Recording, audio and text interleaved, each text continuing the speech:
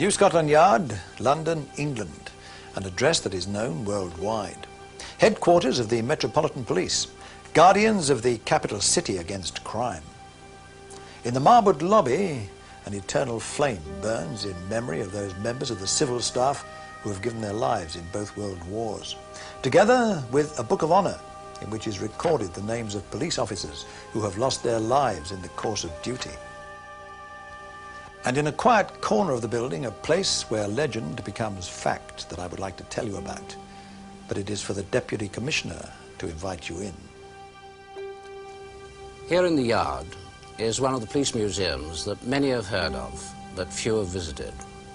It's an unusual museum and started life in 1875, when it was decided to keep certain items of property seized in connection with crime to instruct the young detectives of the then relatively new Detective Department of Scotland Yard. It was not too long before the press gave this collection of somewhat macabre artifacts the unofficial title of the Black Museum.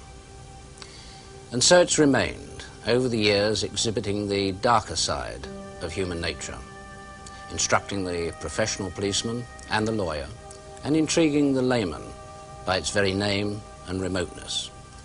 We've never opened the doors of the Black Museum to the general public, and all visits have been by way of invitation and always highly prized. The exhibits range from the apparently insignificant to the spectacular, and from the hardly known to the infamous, whose names are known throughout the world. They have in common one thing: supreme importance to the history of crime and the criminal, as you will see.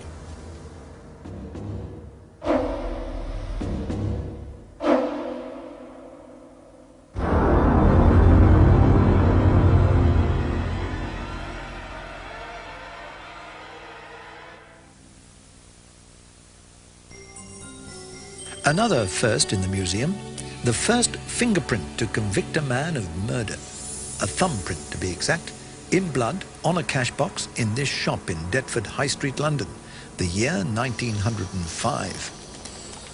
It is 7:30 in the morning of Monday, the 27th of March, and London is awakening to the sound of the hooves of horses hauling heavy-laden carts.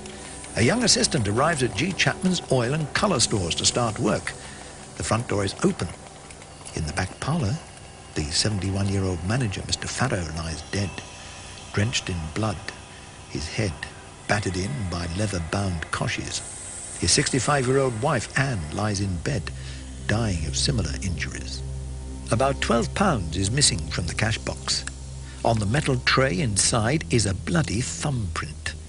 House-to-house inquiries by the police, albeit in the neighbourhood not disposed to help them, reveal that two local housebreakers, Alfred and Albert Stratton, were seen in the vicinity of the shop early that morning.